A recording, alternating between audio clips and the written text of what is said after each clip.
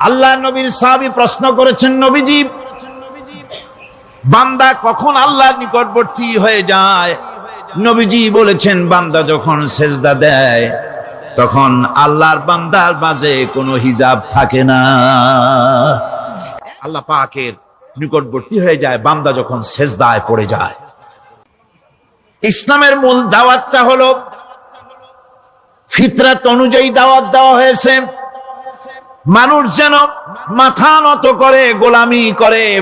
এজন্য আল্লাহ রাব্বুল আলামিন বলেছেন যে আমি মানুষ এবং জিনকে সৃষ্টি করেছি, তার কারণটাই হলো মা খালাকতুল জিন্না ওয়াল ইনসা ইল্লা লিয়াবুদুন।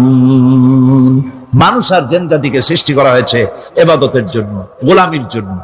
আল্লাহ পাক বলেন, ওয়ালাকাদ বা'আসনা ফি কুল্লি উম্মাতির রাসূলা আন ইবুদুল্লাহা ওয়াজতানিবুত তাগুত।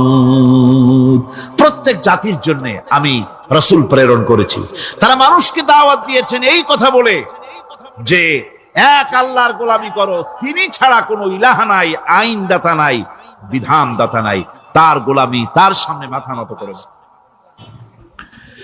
নামাজ হচ্ছে তাওহীদের অবশ্যম্ভাবী এক বহির্প্রকাশ। তাওহীদের জন্য তাওহীদবাদী মানুষ যারা, তাদেরকে নামাজ আদায় করতেই হবে। আকীদা বিশ্বাসের দিক থেকে তাওহীদ যদি হয় পুরা দ্বীনের মূল উৎস, তাহলে আমলের দিক থেকে নামাজ হচ্ছে পুরা দ্বীনের মূল ভিত্তি। নামাজ হচ্ছে আমলের মূল ভিত্তি, এর বাস্তবায়ন ছাড়া দ্বীন পূর্ণ হয় না। নামাজ মুমিনের কেবলমাত্র একটি উত্তম আমলই নয়, বরং নামাজ হচ্ছে ঈমানের মূল ভিত্তি। যার কাছে নামাজ নাই তার কাছে কিছুই নেই। রাসূল করিম সাল্লাল্লাহু আলাইহি ওয়াসাল্লাম বলেছেন যে নামাজ যে ব্যক্তি পড়ে না, আল্লাহ পাকের সাথে তার কোনো সম্পর্ক বাকি থাকে না। কোরআনে কারীম বলছে, মুনিবিনা ইলাইহি ওয়াত্তাকুহু ওয়াকিমুস সালাতা ওয়া লা তাকুনু মিনাল মুশরিকিন। তোমরা আল্লাহর দিকে রুজু হয়ে যাও এবং তাকে ভয় করে অন্যায় কাজ থেকে বিরত থাকো, আর নামাজ কায়েম করো, মুশরিকদের অন্তর্ভুক্ত হয়ে যেও না। নামাজ কায়েম করা, নামাজের আদেশ কোরআনে কারীমের মধ্যে আল্লাহ পাক বহু জায়গায় করেছেন। ঈমানের পর নামাজই হচ্ছে সবচেয়ে বড় জরুরি। একজন মানুষ ঈমান আনলো, ঈমান আনার সাথে সাথে তার প্রথম কাজ কি বলুন? বলেন, প্রথম কাজ কি? ফজরের নামাজের আগে একজন ইসলাম কবুল করলেন, তার প্রথম দায়িত্ব নামাজকে আদায় করে দেওয়া, ফজরের নামাজ পড়া। জোহরের আগেই কেউ ঈমান আনলো, তার প্রথম দায়িত্ব জোহরের নামাজ আদায় করা। আসরের নামাজের আগে ঈমান এনেছে, তার প্রথম দায়িত্ব হলো আসরের নামাজ আদায় করা। তার মানে হলো ঈমান আনার পর একজন ঈমানদারের প্রথম দায়িত্ব হচ্ছে নামাজ। গুরুত্বপূর্ণ বিষয়, খুব ভালো করে শুনতে হবে, ইয়াদ রাখতে হবে প্রত্যেকটি মুসলমানের। এই নামাজ কি জিনিস, কেমনে আদায় করতে হবে, আদায় না করলে কি হবে, গুরুত্বপূর্ণ এই কথাগুলি প্রত্যেকের স্মরণ রাখতে হবে। কিয়ামতের দিন মানুষ যে জাহান্নামে যাবে, জাহান্নামের জন্য, জাহান্নামে যে সব কারণে যাবে তার মধ্যে বড় কারণ কালকে বলেছিলাম, দেখি মনে আছে নাকি? বড় কারণ কয়টা? কয়টা? আলহামদুলিল্লাহ মনে আছে। আল্লাহ রাব্বুল আলামিন বলেন, ইয়াতাসাআলুনা আনিল মুজরিমিন। কিয়ামতের দিন অপরাধীদেরকে জিজ্ঞেস করা হবে, মা সালাকাকুম ফি সাকার, জাহান্নামে কেন আসছো? জবাবে তারা বলবে, ক্বালু লাম নাকু মিনাল মুসাল্লিনা ওয়া লাম নাকু নুতঈমুল মিসকিন। নামাজ পড়ি নাই, আর এতিম মিসকিনদের খেতে দেই নাই, এই কারণেই জাহান্নামে এসেছি। কল নাউযুবিল্লাহ। নামাজ যারা পড়বে না জাহান্নামে যেতে হবে। কোথায় যেতে হবে? আকীদাগত দিক থেকে ঈমান হলো তাওহীদের স্বীকৃতি, আর আমলের দিক থেকে নামাজ হচ্ছে তাওহীদের বহির্প্রকাশ। আপনি মুসলমান তা প্রমাণ হবে নামাজ দিয়ে। নামাজহীন ইমানের দাবি মূল্যহীন। যার নামাজ নাই তার ইমানের দাবি করার কোনো মূল্যই নেই। অনেক এরকম কথা বলে, হুজুর আমি মানুষটা নিতান্ত খারাপ না, যাই মনে করে, গ্রামে রাস্তা বানাইছি, ব্রিজ করে দিয়েছি, কালভার্ট করেছি, এতিম মিসকিনরে তাও মাঝে মধ্যে খাবার দেই, বিধবারে কাপড় চোপড় দেই, মানুষটা আমি নিতান্ত খারাপ না, তবে এই মাঝে মধ্যে একটু নামাজ পড়ি না, তাতে কি আমার ইমান নষ্ট হয়েছে নাকি? আমি বলি ভাই ইমানই তো নাই, নষ্ট হবে কি? ইমান থাকলে না নষ্ট হবে? ইমান নাই। সুতরাং একজন মুসলমান যদি নামাজ না পড়ে নিজেকে মুসলমান বলে দাবি করার কোন হক তার না, দাবি করার অধিকার না। নামাজ হচ্ছে জিন্দিগি, নামাজটাই মূলত জিন্দিগি। নামাজটা কি? জিন্দিগি। আল্লাহ রাব্বুল আলামিন শেখাচ্ছেন, কুল ইন্না সালাতি ওয়া নুসুকি ওয়া মাহইয়ায়া ওয়া মামাতি লিল্লাহি রাব্বিল আলামিন। মুহাব্বতের সাথে সবাই পড়েন, কুল ইন্না সালাতি ওয়া নুসুকি ওয়া মাহইয়ায়া ওয়া মামাতি লিল্লাহি রাব্বিল আলামিন। বলো আমার নামাজ, বলো আমার নামাজ, আমার কোরবানি, আমার হায়াত, আমার মত সবকিছুই আল্লাহ রব্বুল আলামিনের জন্য নিবেদিত। আমার বেঁচে থাকা, আমার মরে যাওয়া সব আল্লাহর জন্য। সে আল্লাহ রব্বুল আলামিন, তার জন্য সবকিছু নিবেদিত করতে হবে। আল্লাহ পাকের গোলাম আমাদের বানিয়েছেন, আল্লাহ আমাদের গোলামি করা লাগবে। আর গোলামির নমুনা যাকাত দিয়া, হজ দিয়া, দাম দিয়া, সদকা দিয়া, কোন জিনিস দিয়ে নামাজের মতো গোলামির উৎকৃষ্ট প্রমাণ বা নমুনা আর কিছুতে নাই। আমি যে গোলাম তার উৎকৃষ্ট প্রমাণ হচ্ছে নামাজ। নামাজেই একটা মানুষ গোলামির অনুভূতিতে তাকে নিয়ে যায়। বাদশাহ হোক, মন্ত্রী হোক, পীর হোক, মওলানা হোক, মুহাদ্দিস হোক, বড় লোক হোক, গরিব হোক, পুরুষ হোক, নারী হোক, যাই হোক, নামাজে দাঁড়াইলো, একেবারে কান্ডারে ধরিয়া, কানের কাছে হাত দিয়া, হাত দুইটা বাঁধিয়া মাথা নিচের দিকে দিয়ে দাঁড়ায় গেল। কিসের মতো? আসামির মতো, গোলামের মতো। সুবহানাল্লাহ। এদিক ওদিক তাকাইতে পারবা না, চোখটা থাকবে সেজদা যেখানে দিবা সেখানে। তাকানো নিষেধ, সেজদার দিকে তাকাও। এরপরে যখন রুকুতে গেলেন, গোলামির নমুনা হয়ে গেল। গোলামের এরকম মাথা নিচু করে থাকতে হয় প্রভুর সামনে।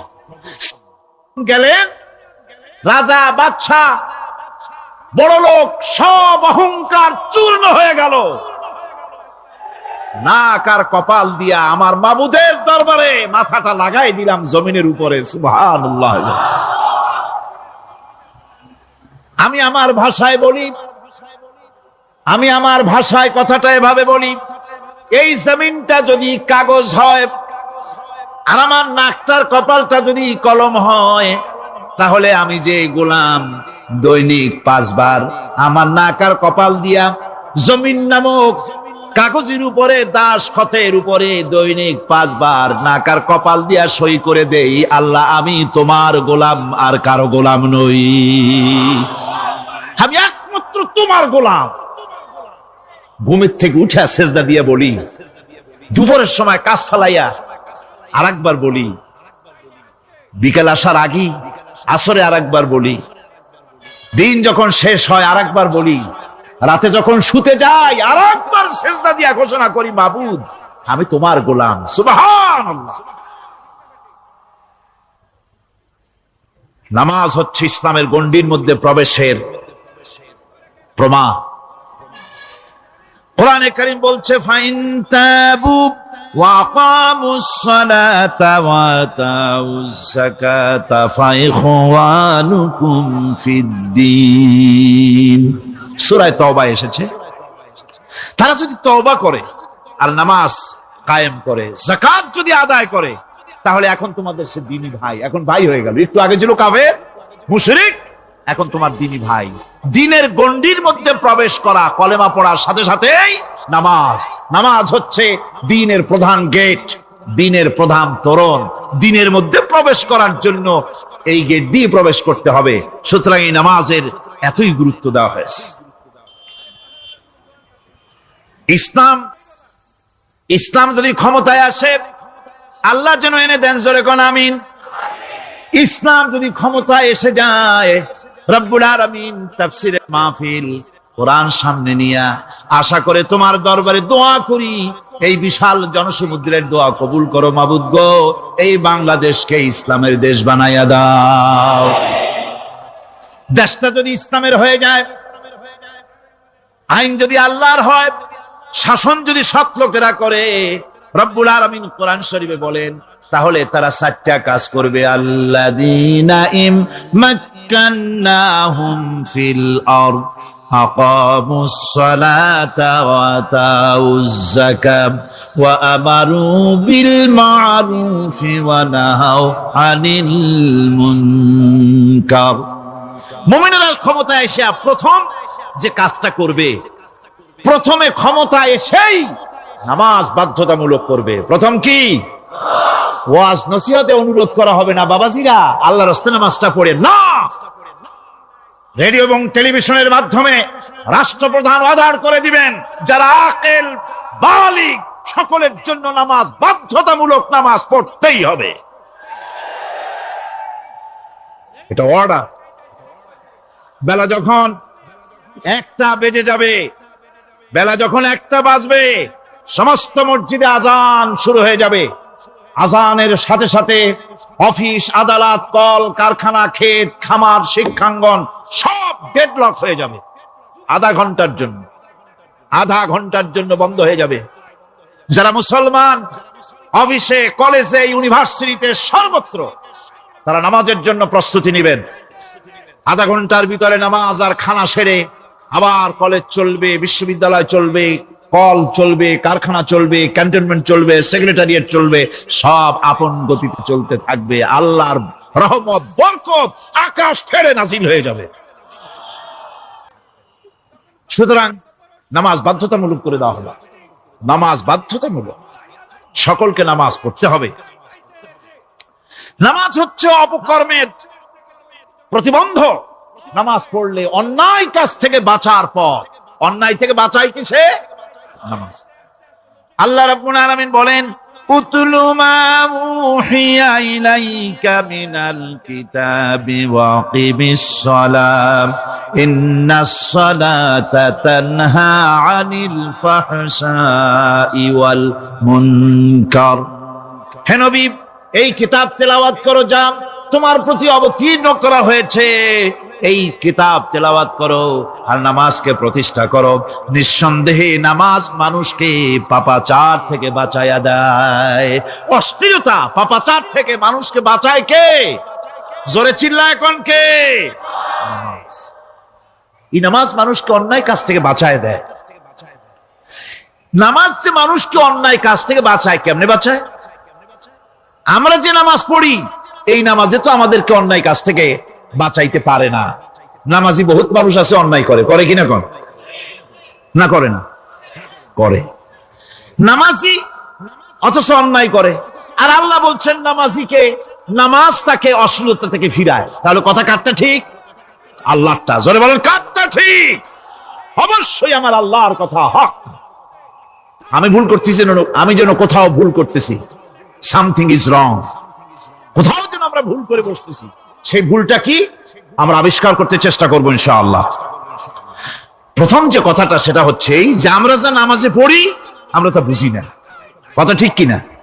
আমি যদি এখন প্রশ্ন করি সামি আল্লাহু লিমান হামিদা অর্থ কি, কোন ফার্স্ট ডিভিশনে কয়েকটা লেটার নিয়ে ফেল করবেন, এরকম লোক আছেন না নাই? সুবহান রাব্বিয়াল আলা অর্থ কি জানি না। সুবহান রাব্বিয়াল আযীমের অর্থ কি জানি না। দোয়া কুনুত অর্থ কি জানি না। তাশাহুদ অর্থ কি জানি না। সূরা ফাতিহার অর্থ কি জানি না। এমন কি উযুর মধ্যে কয়টা ফরজ তাও অনেকের জানা নাই। উযু জানে না, নামাজ জানে না, তাকেই নামাজ কেমনে ফিরাবে অন্যায় কাজ থেকে। কথা বুঝতে পেরেছেন? নামাজে আল্লাহু আকবার বললাম, এরপরে সানা পড়লাম, তারপরে সূরা ফাতিহা পড়লাম। সূরা ফাতিহার ভিতরে যে সমস্ত কথাগুলি বললাম সেই কথাগুলি বুঝি না, কি বলেছি তাও জানি না।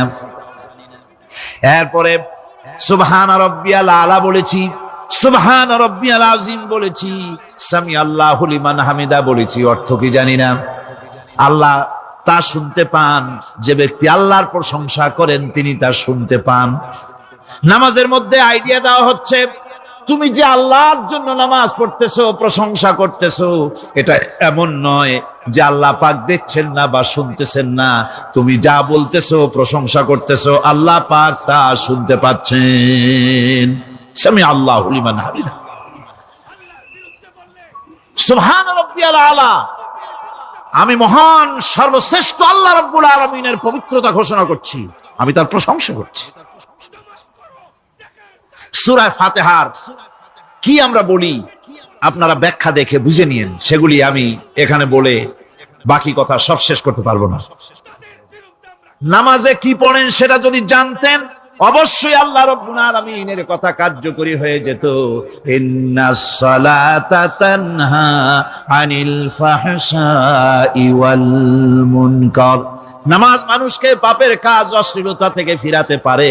আল্লাহ ইন্না বসায়ছেন, নিশ্চয়ই, বেশক, অবশ্যই নামাজ পাপ থেকে ফিরাবে। কিন্তু কেমনে ফিরাবে নামাজ তো বুঝি না। সঠিকভাবে নামাজ পড়ার পরও যদি কোনো মানুষের সঠিকভাবে, ভালো করে শোনেন, সঠিকভাবে নামাজ পড়ার পরেও যদি কোনো মানুষ পাপের থেকে না ফেরে, তাহলে বুঝতে হবে একথা, পানি আর সাবান দিয়া কাপড় ধুলে কাপড়ের ময়লা যাবে, কিন্তু পানি আর সাবান দিয়া কয়লা জনমের মতো ধুইলেও কয়লার ময়লা যাবে না। কথা বুঝে আসছে? এর থেকে আর উত্তম দৃষ্টান্ত আমার কাছে নাই। নামাজ পড়ার পরেও যদি চরিত্র ভালো না হয়, বুঝতে হবে নামাজ হচ্ছে না, কাঙ্ক্ষিত মানের নামাজ আদায় হচ্ছে না। আল্লাহর নবী বলেছেন, যার নামাজ পাপ কাজ হতে ফিরাতে পারলো না, তার নামাজ নামাজি নয়। আবার শুনুন, রাসূল বলছেন, যার নামাজ তাকে পাপের কাজ থেকে ফিরাতে পারলো না, তার নামাজ নামাজ নয়, ওইটা নামাজ হয় নাই, যার জন্য তার পাপ থেকে তারে ফিরাইতে পারছে না। আর কিয়ামতের দিন বেনামাজিরা সবচাইতে বেশি অপমানিত হবে। সবচাইতে বেশি অপমানিত হবে কারা? বেনামাজিরা। কিভাবে? ইয়াউমা ইউকশাফু আন সাকিন ওয়া ইউদআউনা ইলাস সুজুদি ফালা ইস্তাতিউন। সেদিন কঠিন সময় আল্লাহ রাব্বুল আলামিন লোকদেরকে সিজদা করার জন্য বলবেন, কিন্তু যারা বেনামাজি ছিল দুনিয়ায়, তারা সিজদা দিতে পারবে না। বলেন নাউযুবিল্লাহ। অবস্থাটা কি হবে? খাশিআতান আবসারুহুম তারহাকুহুম যিল্লাহ। তাদের দৃষ্টি নিচু হবে, লাঞ্ছনা এবং অপমান তাদের উপরে চেপে বসবে, সিজদা দিতে পারবে না। আল্লাহ আমাদেরকে ক্ষমা করুন। কিয়ামতের দিন হযরত আদম আলাইহিস সালাম থেকে শুরু করে পৃথিবীর সমস্ত মানুষের সামনে আল্লাহ রাব্বুল আলামিন সিজদা করার জন্য অর্ডার করবেন। যারা নাকি বেনামাজি, ওরা আল্লাহর দরবারে সেদিন সিজদা দিতে পারবে না, লাঞ্ছিত, অপমানিত হবে। জোরে কর নাউযুবিল্লাহ। নামাজ, মুমিনের নামাজ একরকম, মুনাফিকের নামাজ হলো আর এক রকম। মুনাফিকরাও নামাজ পড়ে, পড়ে কিনা কন? মুনাফিকেরাও নামাজ পড়ে। মুনাফিকেরা যখন নামাজ পড়তে যায়, আল্লাহ রাব্বুল আলামিন বলতেছেন, ওয়া ইযা কামু ইলাস সালাতি কামু কুসালা। মুনাফিকরা যখন নামাজ পড়তে দাঁড়ায়, নামাজে আসে ঠিক তারা, কিন্তু নামাজের জন্য দাঁড়ায় খুব শৈথিল্য ভারে, শৈথিল্য ভাবে দাঁড়ায়, কাহিলি, সুস্তি, এ জায়গা চুলকায়, পায়জামা ধরে টান দেয়, টুপিটা ঘুরায়, এদিক ওদিক তাকায়। মুনাফিকের নামাজ দেখলেই ঠিক পাওয়া যায় যে বেটা মুনাফিক। এইভাবে সে দাঁড়ায়। তার নামাজটা কি জন্য? ইউরাউনান নাস ওয়া লা ইয়াযকুরুনাল্লাহা ইল্লা কালিলা। তাদের নামাজ হচ্ছে মানুষকে দেখাবার নামাজ। নাউযুবিল্লাহ। দুনিয়া যদি কল্যাণ চাই, আখিরাতেও যদি কল্যাণ চাই, তাহলে এর জন্য কি করতে হবে? কি করতে হবে? আমার কথা নয়, আল্লাহ রাব্বুল আলামিনের কথা শুনুন। রব্বুল আলামিন বলেন, ক্বাদ আফলাহাল মুমিনুন আল্লাযীনা হুম ফি সালাতিহিম খাশিউন ওয়াল্লাযীনা হুম লিয-যাকাতি ফাঈলুন ওয়াল্লাযীনা হুম লিফুরুজিহিম হাফিজুন। নিশ্চিতভাবে সেই সব মুমিন কল্যাণ লাভ করবে, নিশ্চিতভাবে। তারা হচ্ছে ওই সব লোক যারা নিজেদের নামাজ ভীতি মিশ্রিত বিনয় ভাবে, ভীতি মিশ্রিত অবস্থায় বিনয়ের সাথে যারা নামাজ আদায় করে, যারা বেহুদা কাজ থেকে বিরত থাকে, যারা যাকাতের পন্থায় কর্মতৎপর হয়, আর যারা নিজের লজ্জাস্থানকে হেফাজত করে। এরপরে আল্লাহ পাক বলেন, ওয়াল্লাযীনা হুম লিআমানাতিহিম ওয়া আহদিহিম রাউন ওয়াল্লাযীনা আলা সালাওয়াতিহিম ইউহাফিজুন ওয়াল্লাযীনা আলা সালাতিহিম হাফিজুন। আর যারা তাদের আমানতকে পূর্ণ করে, আমানত এবং তাদের ওয়াদা চুক্তি পূর্ণ করে, এবং যারা নিজেদের নামাজ সমূহকে পূর্ণভাবে হক আদায় করে নামাজ পড়ে, নামাজের যারা হেফাজত করে, এরা কারা? এরা হচ্ছে উলাইকা হুমুল ওয়ারিসুন আল্লাযীনা ইয়ারিসুনাল ফিরদাউসা হুম ফিহা খালিদুন। এরা হচ্ছে সেই সব লোক, এরা উত্তরাধিকার হচ্ছে জান্নাতের উত্তরাধিকার, জান্নাতুল ফিরদাউসে আল্লাহ রাব্বুল আলামিন এই গুণ বিশিষ্ট লোকদের জন্য জায়গা করে দিবেন। জোরে কোন সুবহানাল্লাহ।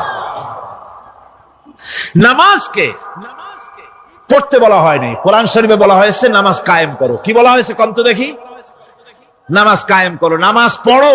এই কথা কিন্তু কোরআন শরীফে কোন জায়গায় আছে নাকি? এখন কায়েম করা কারে বলে? একটা গুরুত্বপূর্ণ আরেকটি বিষয়। নামাজ কায়েম করতে বলা হয়েছে। কায়েম কি? কায়েমটা হচ্ছে দৃষ্টান্ত স্বরূপ বলা যায় যে জিনিসটা সমাজে প্রতিষ্ঠিত আছে ওইটারে বলে কায়েম হওয়া, আর যেটা প্রতিষ্ঠিত নাই ওটা কায়েম নাই। কায়েম মানে হলো প্রতিষ্ঠিত থাকা। যেমন আমাদের দেশে, আমাদের সমাজে নারী পুরুষ শিশু বৃদ্ধ সকলেই কাপড় পরা, শাড়ি পরা, লুঙ্গি পরা, এই কাপড় পরাটা কায়েম আছে, প্রতিষ্ঠিত আছে না নাই? সমাজের ভিতরে কাপড় প্রতিষ্ঠিত আছে, সেই জন্য এই উলঙ্গ মানুষ পাওয়া যায় না। অনুরূপ ভাবে নামাজ যদি প্রতিষ্ঠিত হতো সমাজের ভিতরে, তাহলে বেনামাজি খুঁজে পাওয়া যেত না। চাকরি করতে গেলে সেখানে নামাজ মানদণ্ড হয়ে যেত, নামাজ পড়ে কিনা তা দেখে নেওয়া হতো। বেনামাজি লোক পাওয়াই যেত না যদি প্রতিষ্ঠিত থাকতো।